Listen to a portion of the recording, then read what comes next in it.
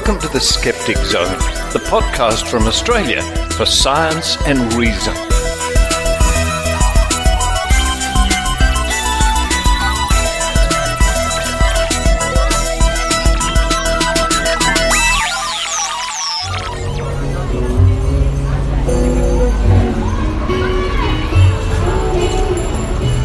Hello and welcome to the Skeptic Zone podcast, episode number 531 for the 23rd of December 2018. Richard Saunders here with you, coming to you today from downtown San Francisco. I'm right on Market Street, not far from Macy's. Lots of people buzzing about down here. Last minute Christmas shopping, I guess. Coming up on this week's show, we're going to start off with the Raw Skeptic Heidi Robertson from the Northern Rivers Vaccination Supporters.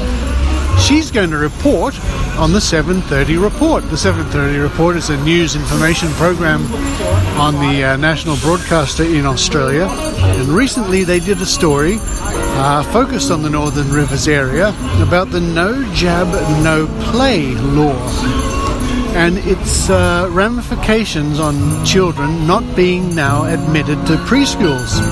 A very interesting report indeed from Heidi Robertson. Following that, it's an update from our friend Britt Hermes.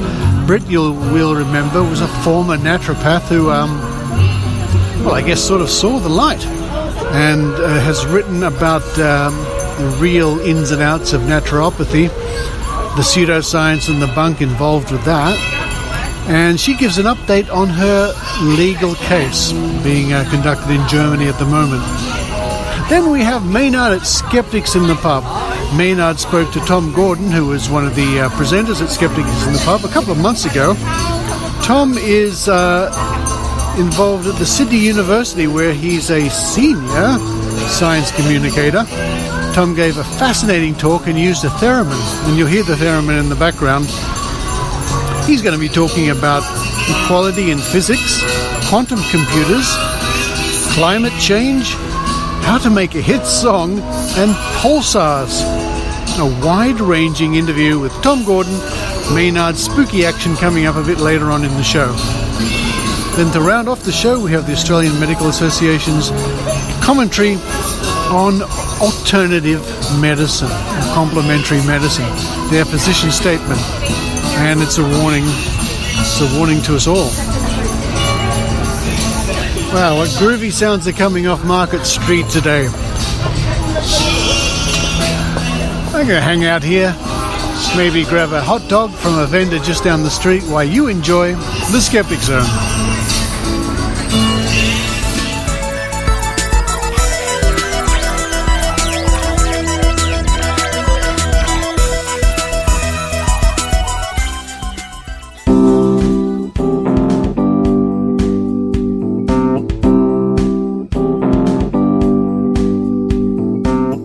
The Raw Skeptic Report with Heidi Robertson.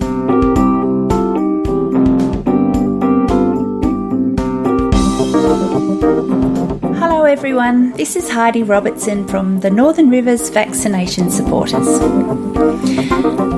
A couple of weeks ago, I got a phone call from a Peter McCutcheon, a journalist with Australian TV's 7:30 Report, which is an ABC news program.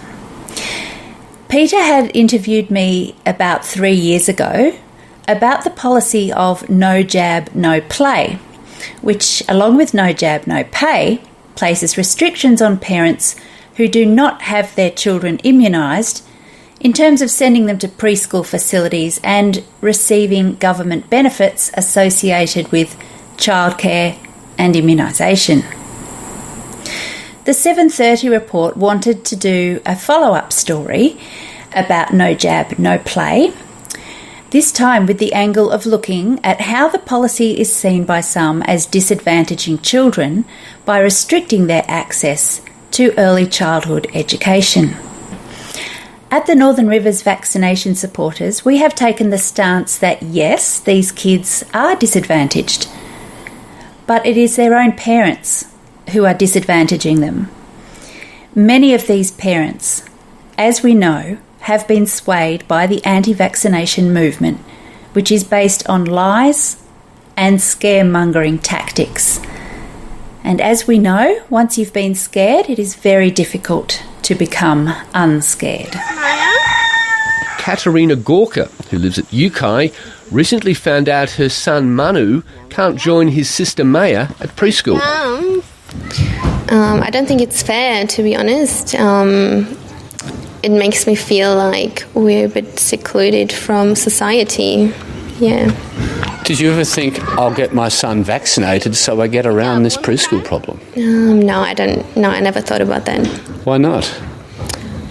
Because I have a set opinion on vaccinations, and that's not going to change. These kids do not deserve to be denied this opportunity to miss out on preschool. Neither do they deserve to be left unimmunised in an area with dangerously low vaccination rates. And neither do the immune-compromised kids and the babies too young to be vaccinated deserve to be in an environment with 50% or more of kids being unvaccinated. And that is the current case at the Mount Warning Community Preschool, which was featured in the 7:30 report. The Mount Warning Community Preschool near Byron Bay in northern New South Wales is shrinking. From 60 enrolments now to 40 next year, and probably even fewer from 2020 in an area that is growing. You'll be able to continue here, do you think? Well, we plan to. So, but we'll see. Yeah, it's hard to tell. The problem is that half the children here are unvaccinated. Under new state government rules, they're allowed to stay here, but their unvaccinated younger brothers and sisters are banned from enrolling in the future as part of a policy known as No Jab, No Play. The filming for this interview was done along with an interview with Tony McCaffrey and took about 3 hours. It was aired last night, the 18th of December 2018. Of course, all that filming of 3 hours had to be heavily edited down and resulted in a couple of sentences from me, but more importantly, aired Tony's story about her daughter Dana's death in 2009 as a result of whooping cough. My 4-week-old baby coughed and coughed and coughed and coughed and coughed, which seemed like for minutes, and went blue, stopped breathing and passed out in my arms. And the hospital staff very calmly took her from me and put oxygen on her face and said, "Yep, classic whooping cough." Baby Dana McCaffrey died in 2009 at Lismore Hospital. Her mother, Tony, is now part of a group that helps to promote informed debate about immunisation. Heidi Robertson is the group's coordinator. Vaccination rates have increased, and they've increased slowly, but they continue to go up every time new data comes out. What was not aired was Tony explaining that Dana had likely picked up whooping cough in a preschool facility where Tony had been dropping off her elder daughter, carrying newborn Dana in with her. Tony's husband had returned to work, and Tony had no choice, like many other parents, but to take her baby with her to do the daily chores, and this included going into that preschool. Unbeknownst to her, but confirmed later, whooping cough was rife in the preschool facility at that stage, and there was a current epidemic of whooping cough in the entire region at that time. Dana did not get a chance for an early childhood education, nor have the other babies that have died or become permanently disabled as a result of a vaccine-preventable disease. The baby here in this region that now has a permanent brain injury as a result of hypoxia or lack of oxygen from whooping cough will not get the opportunity for preschool. Neither will the baby in this region that was denied a vitamin K shot at birth and now has a permanent brain injury as a result of a massive brain bleed. The kid in this region who had chemotherapy and was exposed to a vaccine-preventable disease missed out on much of preschool, instead spending days quarantined, with the anxious parents waiting to hear if they'd contracted the potentially fatal disease. A mum here lost her child to complications of measles, and that child did get to go to preschool but missed out on high school. These are just a handful of the many stories that our group hears all the time. The public will never know of the multitude of other babies and children who have died or suffered, as it is the parents' choice to go public, and not many do, which is very understandable. So, like a very eloquent Kath Hughes said to me, you remember Kath, who also lost her son, Riley, to whooping cough. She said, quote, "Until such time as the experts figure out a way to change minds, these policies are working to change behaviours," end quote. There has been media coverage today since this report went to air last night, overwhelmingly in support of the policies and critical of the viewpoint that preschool education trumps the health and well-being of children. A parent with first-hand experience of childhood disease says health should always come first. I know it sounds like tough love. However, these diseases can and do kill. And what this policy is all about is keeping childcare and preschools safer to protect our most vulnerable. I'll leave it to Richard to link to some of that media in the show notes. Thanks for listening, and until next time, this has been Heidi Robertson of the Northern Rivers Vaccination Supporters.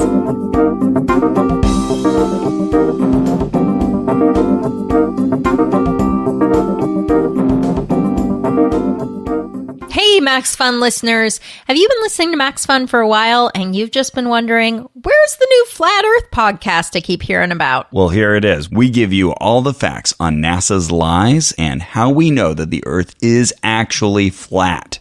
Just kidding. This is Ono, Ross, and Carrie, and we join fringe religious groups. We undergo alternative medical treatments. And we hang out with people like 9/11 truthers, flat earthers. We find out, why do people believe strange things? We join them, and we tell you all about it. We have a lot of fun. We make a lot of friends. Yeah, we do. We joined the Mormons. We joined the Scientologists. We got acupunctured. We got fire cupped. We got ear kindled. We've done it all, and we're going to keep doing it all. Why don't you check out Ono, Ross, and Carrie at MaximumFun.org.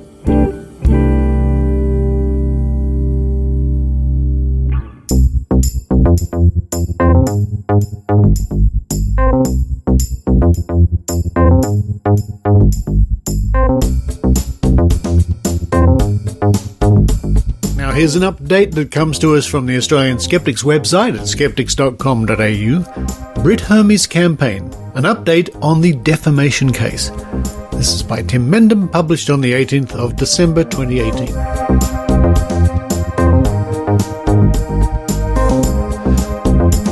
Britt Hermes is an American former naturopath and noted skeptical campaigner who has spent much time and effort lately in campaigning against naturopathic practices. She is the author of the blog Naturopathic Diaries.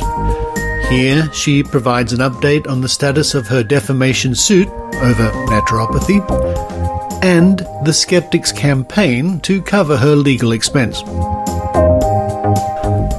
Britt Hermes writes, "Dear friends, in October 2017, I was served with a German lawsuit from an American naturopath named Colleen Huber, who alleges that I committed defamation against her when I criticised her cancer treatments and claims of extraordinary results.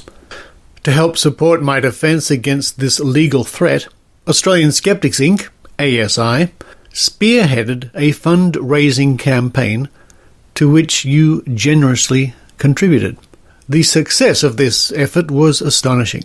We reached our goal of raising at least 50,000 euros, or about 80,000 Australian dollars, in less than 9 days.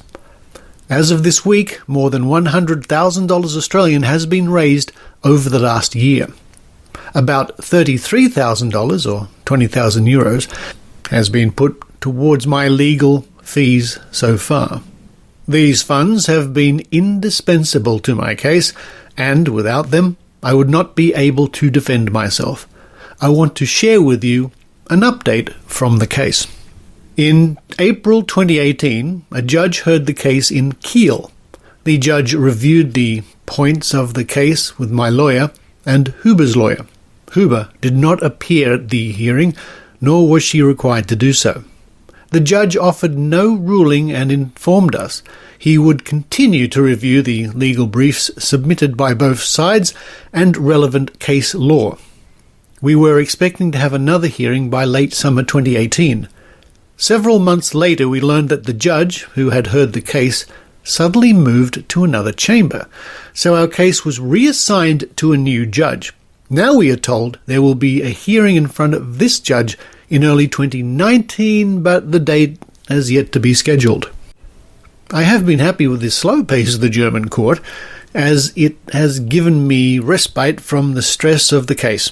Most importantly, I am lucky to be able to focus on my baby. On the same day I found out I was being sued, I found out I was pregnant. Your generous support and the strong effort of ASI to organise the fundraiser allowed me to keep my stress low. I intended to keep up with my blogging, public speaking and PhD program during my pregnancy, but severe and prolonged morning sickness made this impossible. Those who heard my Skype talk at Skepticon 2017 conference may be amused to learn that I had a bucket at my feet, just in case. Dr. Karl Kruszelnicki, Australian science communicator, assured me that all my intense morning sickness meant that my baby was healthy and robust. Sure enough, I delivered a healthy and very strong baby girl in June 2018. Mum life has been wonderful, but I am still struggling to balance PhD work, home life, and writing projects. To outsiders, it may appear as though the legal case has deferred me from writing. Rest assured, it is just a new member of the skeptical community that keeps me away from the computer, and not any specific legal concern. In other exciting news, last month I was awarded the John Maddox Prize for standing up for science in the face of hostility and difficulty. Australian marine biologist Terry Hughes was also awarded the prize for his research on coral bleaching due to climate change and opposition he faced in doing so. I was nominated for the prize by Professor Chris French and Dr. Chris Peters. I am deeply honoured to be awarded the John Maddox Prize and to stand alongside others who champion science against adversity. For me, this award means that the scientific community does not define you by mistakes, rather by responses to them. I expect 2019 to be another action-packed year. I will return full-time to my PhD program, in which I research the genetic interplay between microbiota and their mammalian hosts. I will also start writing regularly again about naturopathy. I feel it is my ethical duty to speak out and provide fact-based information about this elusive community that remains in the deep end of pseudoscience. Naturopaths simply make up alternative facts about medicine to profit at the expense of people's health and safety. I fully expect my right of freedom of expression to be upheld in the German court of law. Thank you for supporting me. Yours, Britt Hermes. And that comes to us from the Australian Skeptics website, www.skeptics.com.au, published on the 18th of December, with a link in this week's show notes.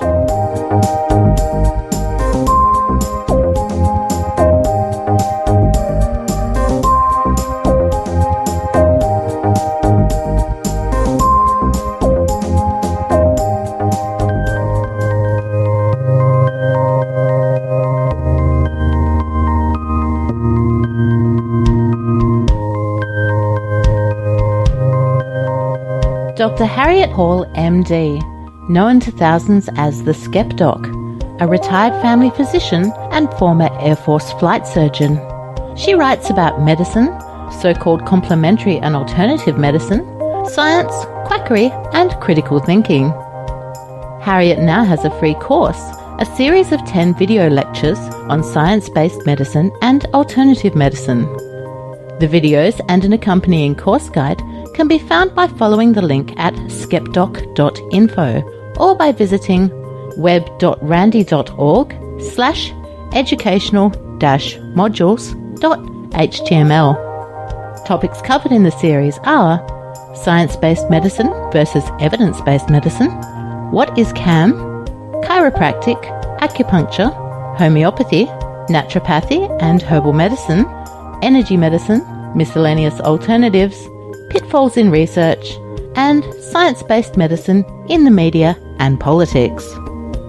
Harriet covers each topic in a matter-of-fact, no-nonsense way that's sure to educate and entertain. Skepdoc.info.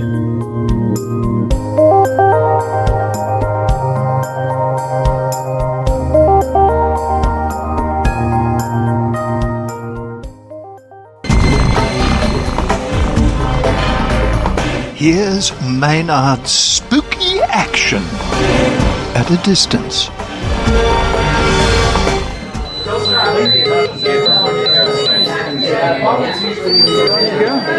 Look, we've just been listening to Tom here, and Tom, now, were you once a junior science educator before you were a senior science educator? How's that work? No, I was a science communicator, and then they upgraded me to senior science communicator. So there's no junior ones? There's no junior science communicator. That's a bit of a pity. Oh, look, and you were talking there earlier about a guy who got his Nobel Prize because maybe he made a flashy video. Do things like that actually influence the committee? I don't think they do influence the committee, but to me that's a thing that maybe should, because this flashy video said some... It was a negative thing. It said some things about the person who did the research. Research aside, the research is wonderful, but the thing that the video was showing was something that was it was a bit odd, and it would be, if it was up to me, and it's not, the Nobel Prize maybe could take that into consideration. Yeah, that'd be a tough one. It'd be like if it was a tie between that person and someone else, and someone had done something in the public arena that brings perhaps physics into disrepute, for example. But then that gets very subjective quickly, about too, doesn't it? Yeah, it does get very subjective, but what the message is there is physics is a place for people, and you are not one of those people, right? To a certain group of people in physics, it really does say you are not welcome here, and that's a big problem for me. That's right, yeah, because his video is kind of making things a less pleasant place for women to be. Correct. If I read that video right, and I'm pretty sure I did, it was definitely women have a place, but it's not in the lab, which I disagree with. Oh yeah, definitely. Is there a part that maybe some women maybe don't want to do engineering or don't want to do physics? Is that a legitimate thing if they don't want to do it too? Of course it is. Just like some men don't want to do engineering. I really don't want to do physics, and being with engineers is not my idea of not a good time. Yeah. So have you met engineers? Then so absolutely, of course, there is an argument to say if you don't want to do it, you don't do it. But from my perspective, you must make the place that you work accessible to everybody, if they want to. Yeah. And look, I couldn't agree more with you. And it's a pity that your story you did on that for the ABC site, The Conversation, I think it's got pushed off the front page by a Liberal Party action, like that, by some politics. Yeah. It was the irony was not lost on me. Yeah. They told me that this will get traction, and then it didn't because of literally the same thing in the Liberal Party. Yeah. Wow. Yeah. Oh, and how's the mood in tertiary education at the moment under this sort of a slightly right-skewing government we've got now? How is funding for Sydney, for example? Can you even talk about that? Oh, I don't know too much about it. I'm not involved in too much of the grants. And Sydney Uni is a pretty successful university. We got a lot of international students. We get a lot of research funding. I don't think we can. We don't see much of a difference between the different governments. And you said you go around and you talk to the various faculties about what they're doing so you can communicate that to people. What's the one that's the most difficult to get across the work they've got? Not because it's difficult to understand, but people might not understand why they're doing it. That's a great question. There's two, I'll give you. One, because it's very difficult, which is quantum computing. Oh, yeah. And we're right in that. There's an international race on at the moment to see who can make the world's first useful, good quantum computer, and Sydney's in it. Sydney, New South Wales, Australia is in that race, well and truly. We have a couple of labs at Sydney Uni that work on that. Also a lab at UNSW run by Professor Michelle Simmons, who is Australian of the Year. We work with her, they work with us to try and make quantum computing. So there's a problem.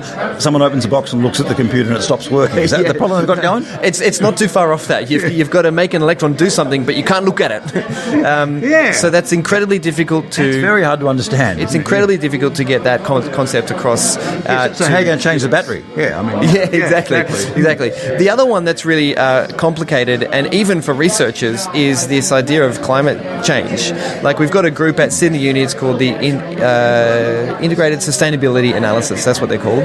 And they literally go to conferences telling you that you should not be at a conference because to get to that conference you had to fly on a plane, and now you're a tourist, and that's a huge impact. That's like a bigger impact than all of the cars combined in your country or something. Well, yes. The numbers are out there, right? Well, it's certainly true, but...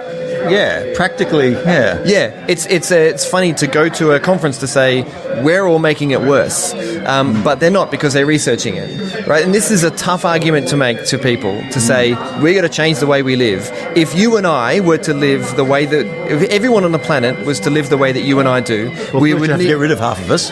Yes, we would need to have about 30 planets to live the way that we do, right? And we don't have that. We've got one, and that's a really tough sell. It's a tough sell to say we're using good science to make decisions that hurt us, right?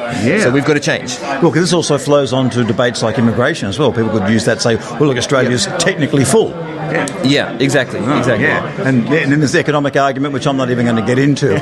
But so this is things you're grappling with every day at work. You must have a fascinating job. It's a pretty good job, and we get a lot of questions from students, because year 11 and 12 students, they're not afraid to ask these questions. So I've got to be across. I've got to know what I'm talking about with respect to some of the questions they're going to ask. And you can give them both sides of what's going on, so they can have a bit of a think about it themselves. Correct. It's difficult to keep opinions out of it sometimes. We talk about the science process a lot, right? So predict, observe, explain, for example. It's really easy to spot when someone's not doing science, right? If they're not doing predict, observe, explain, they're not doing science. Certain leaders of the, in the world, for example, cold fusion, ripping themselves out of the Paris Agreement is not a predict, observe, explain discussion. Exactly. It's an opinion, right? But we need to talk about that, because this is affecting us, and we have evidence, and we have backing, and we have all of this kind of conversation about climate, conversation about quantum computing that we need to be on top of to tell students about it, so they can make the decisions. Never a dull day, Tom. Not dull at all. Well, you've been talking to us tonight about music and everything. I have been asking people, do you think there's a formula to popular music that's easy to access to get a hit song or something like that? Do you feel that? A scientific formula that can be applied that go, right, I've got a hit song. I think there is. I think there probably is. Some songs are definitely formulaic. Right? Does anyone come to mind? Is there a favourite song of yours? You go, oh, that's why I like that. There was a great song from the 90s by a band called Custard. Oh, yeah. And they had a song called Hit Song. And they just basically, the lyrics were, I'm going to make me a hit song. That's right. I think even the film clip, they got better looking people to be in the film clip for them, if I remember it. Wow. There are even songs that call out what's happening, like, okay, now this is the chorus and the beat and the drop down and the, I'm a nerd, I don't know. We'd have to go for, look, Right Said Fred would be a great example. Anything by the Pet Shop Boys, also another example of stuff by the numbers, But if you want to, give people escape, which is what arts is, right? So music is escapism in a way.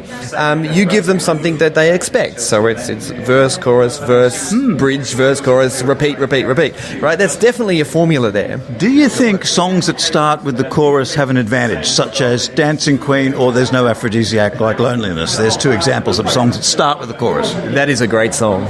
Dancing Queen. And the other one. The Whitlams one. Yeah, that's pretty good there too. There are two ones to start. So I'm suspecting that maybe that's got something, because it bangs into your head from the get-go what your chorus is. Well, maybe it's an adjustment to the theme, but the theme is still there, right? That is true. So what if you remove all of that and you just end up with this rubbish that you can hear behind you, or Japanese noise music, which is literally just noise, right? And that's removing all of those rules. And funnily enough, that's not on the charts. That is fair enough then. I played the theremin tonight for the first time and I really enjoyed it. Tom, one of the great things about kids is they don't know what questions not to ask. Exactly. So you must get floored every day by questions you go, I never thought of that. Yeah, I tell kids all the time, I tell students I love playing a game called Confuse a Physicist, right? You can ask them fundamental questions and the students get it, but adults don't, right? So if you ask any physicist, what is mass, right? And the students are like, yeah, what is mass? You know, as adults, we know not to ask that question because, I don't know, reasons. Quite a complicated answer. But the students don't. So I would encourage anyone to go and ask a scientist, meet a scientist, say, all right, what's mass? And the best you'll get is some hand-wavy explanation. Oh, well, it's this stuff that these things are made of. Well, but okay, what's that? Okay. And we don't know. We don't know what mass is. Okay, what's 95% of the universe made of? That's hand wavy again. Yeah. We don't know. We literally don't know. Okay, so what about those? You started with pulsars. Yeah. They seem to me like there's some sort of lighthouses that have been put there by someone for some reason. Because they're fixed in space and they're spinning in space and they don't slow down or speed up. They're very, very precise timing devices, and we use them for that, right? So we use them to figure out where they are so that we can then figure out where other stars are in relation to that. Well, so other races might use them for as well, to maybe even put them there in the first place? I'm just throwing it out there. I would not doubt it if there are other people or other things around that they would also use pulsars for that. And we use pulsars as timing devices to calibrate our other timing devices like cesium clocks. Wow. Yeah. Oh, and who is your favourite female scientist again? Because you started by talking about some that have missed out on a gong that deserve one. Who's one that would? My favourite is Jocelyn Bell Burnell. So she was the one that discovered pulsars. Okay. And she didn't get recognised because she was married to someone at the uni? What was the story? Why didn't you get her? So the story is that she wasn't recognised with the Nobel Prize because she was a PhD student, and PhD students generally don't get a Nobel Prize. Now, the research that she did that found the pulsar was an appendix to her PhD thesis, so it wasn't even her PhD thesis that she discovered a pulsar, it was something else. So that was the reason given. Oh, and if you're a Joy Division fan, the front cover of their first one, is it? I can't remember the name of the album. Joy Division, I think it's called. That's a drawing of pulsar signals. I have met Jocelyn Bell Burnell recently, and she was fascinating to talk to. And she was saying she's not worried about the Nobel Prize thing because she's won every other award that's available. Right, okay. So she's kind of got a lot out of not winning the Nobel Prize because she's won everything else. She recently won a Breakthrough Science Prize for $3 million and donated the entire $3 million to increasing diversity in STEM, which is fantastic. She's a phenomenal human. That's great. She could have spent a lot of money on a crappy video for that. She could have outdone that other guy. She could have. Some manpower guys out there and everything. Indeed. That's cool. Look, now, where can we find out more about what you do, what Sydney Uni does, and the website you might be at? Yeah, so I'm on a few places. So at Sydney Uni, I'm the science communicator. I get a lot of calls about, science and physics and stuff. I pop up around the place in Science Week. I'm generally, around at Science Week. And you're a fellow podcaster. Tell us about that. Where can we find that? Correct. So my podcast is called STEM Punk. It's me and a couple of other science communicators. We sit down and we chat about science and STEM, hence my STEM T-shirt. And we have trivia nights and live events and all that sort of stuff. We interview lots of people. One of my favourite people I've interviewed is Brian Schmidt, Nobel Prize laureate. Brian Schmidt was my old lecturer. Also, Margaret Wertheim, who is a Sydney Morning Herald journalist in science. She wrote a book called Pythagoras' Trousers, all about women in science. That's what I do. I'm also on Twitter.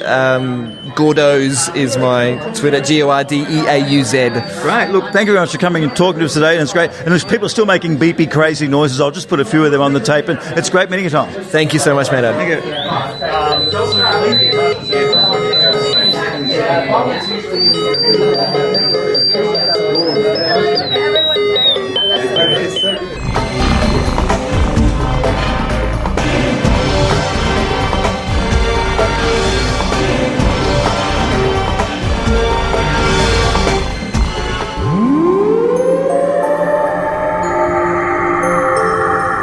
Hey, fellow skeptics. Ben Radford here. With Celestia Ward. Your friendly host of Squaring the Strange. A podcast that looks at topics ranging from legends, panics, and cryptids. To media myths, psychology, and folklore. Breaking things down and picking things apart. As we skeptics do. We bring a few different perspectives on things. Celestia, for example, is a witty cartoonist. And Ben is a brilliant writer and longtime skeptical investigator. We don't always agree. But we have fun trying. And we learn new things. Join us for new topics every week or two. Or browse our backlog of evergreen episodes. Available on iTunes and all your podcast feeding troughs. Squaring the Strange. Take care, strangers. Bye-bye.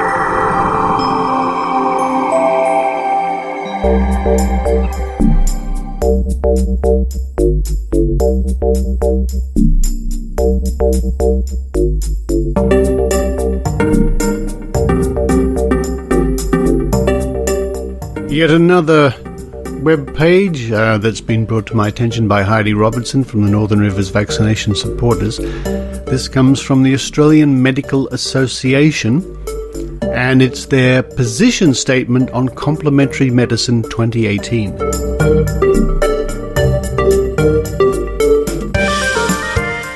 Published on the 20th of November 2018, Complementary Medicine, Revised 2018. This document outlines the Australian Medical Association's position on complementary medicine. The introduction. Complementary medicine includes a wide range of products and treatments with therapeutic claims that are not presently considered to be part of conventional medicine. Complementary medicines include herbal medicines, some vitamin and mineral supplements, other nutritional supplements, homeopathic formulations, and traditional medicines such as Ayurvedic medicines and traditional Chinese medicines. Complementary therapies include acupuncture, chiropractic, osteopathy, naturopathy, and meditation. In this position statement, the term complementary medicine refers to both complementary medicines and therapies. The use of complementary medicine in Australia is considerable and increasing. The Australian Medical Association recognises that evidence-based aspects of complementary medicine can be part of patient care by a medical practitioner. There is limited efficacy evidence regarding most complementary medicine, and some have the potential to cause adverse reactions or interact with conventional medicine. Unproven complementary medicines and therapies can also pose a risk to patient health, either directly through misuse or indirectly if a patient defers seeking medical advice. As an aside, that is certainly the case with something like homeopathy, where the potion itself poses very little risk, but taking it instead of seeking proper advice does pose risk. We read on.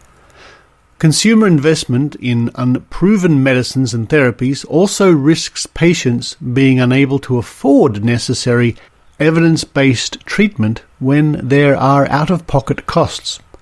Children are a vulnerable population group. Due to the complexities of diagnosing and treating illness in children, a medical practitioner should inform any diagnosis and ongoing treatment plan, including the use of complementary medicine. Research. There is a substantial gap between the use of complementary medicine and the evidence to support that use. Evidence-based scientific research in the form of randomized controlled trials is required to validate complementary medicines and therapies for efficacy, safety, quality, and cost-effectiveness so that practitioners and consumers can evaluate the potential benefits and any adverse effects. Funding. Third-party funding should only provide benefits for complementary therapies if they are supported by good quality scientific evidence of safety and efficacy. Medical practitioners. Medical practitioners should have access to education about complementary medicine in their undergraduate, vocational, and further education to provide advice to patients.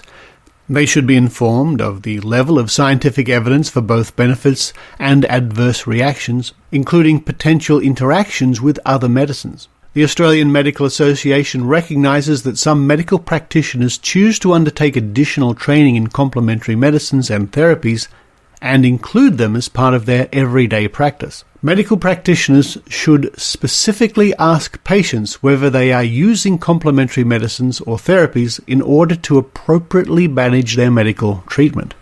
Medical practitioners should be able to explain the level of evidence for all medicines and therapies they utilize to help patients make an informed choice. It is acknowledged that some medical treatments have a low level of evidence. Consumers should have access to accurate information and education about the level of evidence for complementary medicines and therapies in order to make well-informed choices. This should include the risks and costs of delaying conventional treatment. Consumers should also be made aware of the potential financial impact of diverting their income from evidence-based treatment in favor of unproven alternative medicines and therapies. Consumer information and education should stress the importance of continuing to consult medical practitioners in relation to medical conditions and health concerns. It is important that patients inform their medical practitioner about any complementary medicines or therapies they are using. Regulation of medicines. The majority of complementary medicines do not meet the same standard of safety, quality, and efficacy as mainstream medicines, as they are not rigorously tested. Information about the level of testing and evidence should be easily accessible by medical practitioners, consumers, and complementary medicine practitioners. In the absence of sufficient efficacy data, it is essential that there be clear and true statements regarding the efficacy and standards of evidence relied on, including accurate labeling. Government agencies such as the Therapeutic Goods Administration, TGA, and educational bodies such as the National Prescribing Service should ensure information on safety, quality, efficacy, and cost-effectiveness of complementary medicines is readily available to consumers and health practitioners. Consumers and health practitioners should ensure they promptly report any adverse events they suspect are caused by complementary medicine to the TGA. The Australian Medical Association supports the TGA's public database of medicine adverse events notifications. Regulation of practitioners. There should be appropriate regulation of complementary medicine practitioners and their activities. Regulations should ensure complementary medicine practitioners cannot claim expertise beyond their scope of practice. Complementary medicine practitioners should not claim to be able to make a diagnosis of illness for people that the medical profession does not believe are suffering from a medical condition. Registered health practitioners. Registration of health disciplines through the process of state or territory registration should be dependent on a. The discipline being supported by accepted scientific evidence or safety and efficacy, and b.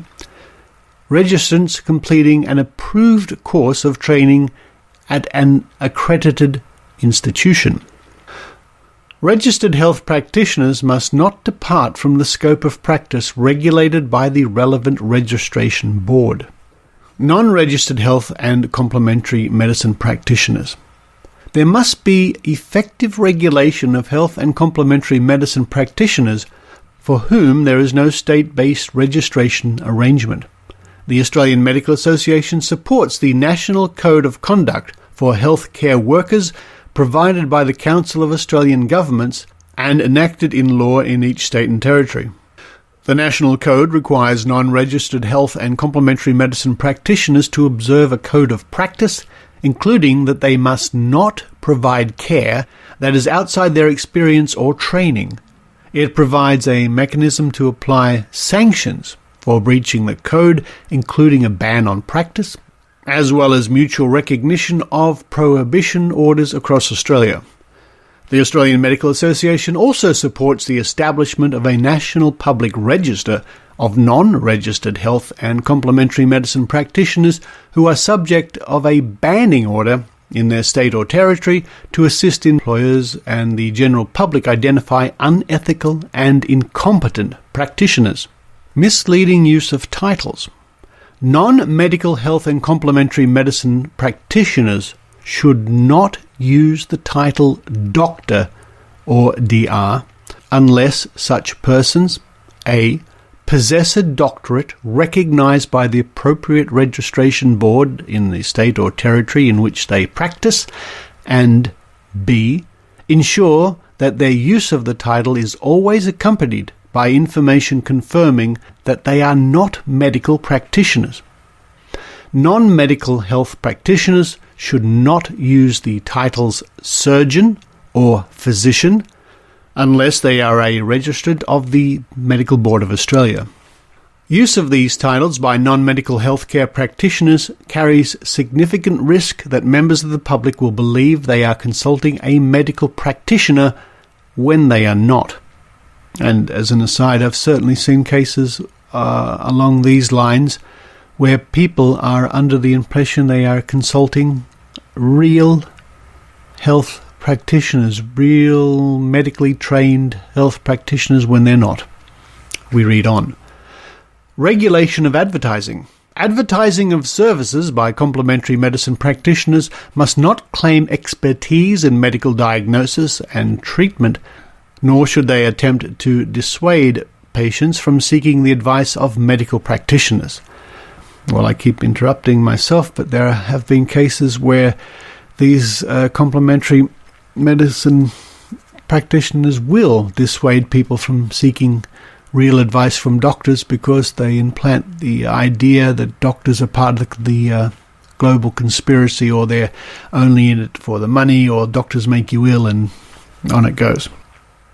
Direct-to-consumer advertising must not, A, exploit patients' vulnerability or lack of medical or health-related knowledge, B, attempt to induce unjustified fear or concern in consumers regarding their own health in order to increase demand for the advertiser's products or services, C, encourage inappropriate self-diagnosis or treatment, or in any way discourage patients from seeking the advice from their medical practitioner, D, attempt to promote an unreasonable expectation as to the applicability or efficacy of the advertised product or service, E, create inappropriate use of goods or services, F, make unsubstantiated claims, or G, be false, misleading, or deceptive. A sponsor making a therapeutic claim about food should also be required to seek the same advertising approval as for other therapeutic products. Mechanisms for making complaints about advertising should be robust and penalties enforced.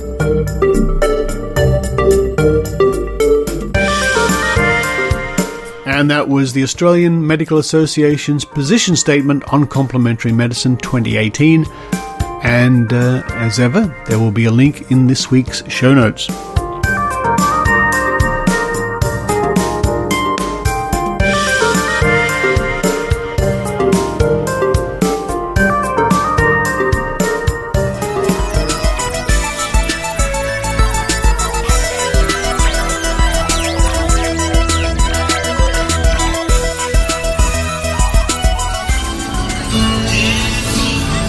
Thank you for listening to the Skeptic Zone. I'm still hanging out here on Market Street enjoying the passing parade of people doing their Christmas shopping and enjoying some street entertainment. Thank you to everybody who's stuck with the Skeptic Zone now for 10 years. And if you're new, thank you for listening. Thank you, a big thank you to those people who subscribe via Patreon or PayPal at skepticzone.tv. And long-term listeners will know without those contributions, without contributions from people like you, $5 a month, $10 a month, or whatever, there simply would be no Skeptic Zone. And thank you to the people who go over to maynard.com.au to listen to Maynard's podcasts, Bunga Bunga and other podcasts. And a reminder, the free 2019 Maynard calendar is available, maynard.com.au. Thank you to all the people who support both our podcasts. And this is almost the last show for 2018. One more to sneak in before 2019 comes around. And next week I'll be having a commentary about predictions and the future and New Age and all that sort of stuff. But for this week, from a very nice wintry San Francisco, this is Richard Saunders signing off.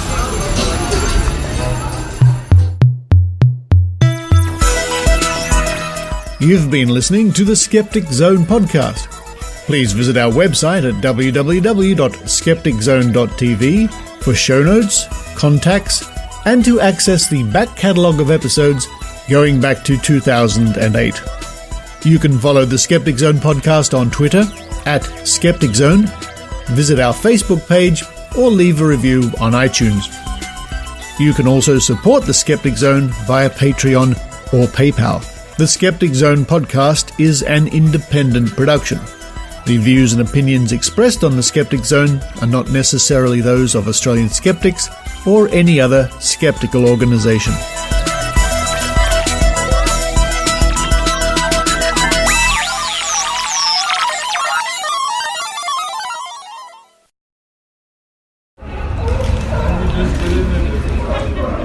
I'm here at San Francisco's famous Pier 39, and there are about 200 sea lions basking out here on pontoons, and for the first time in a long time there are more sea lions here than tourists.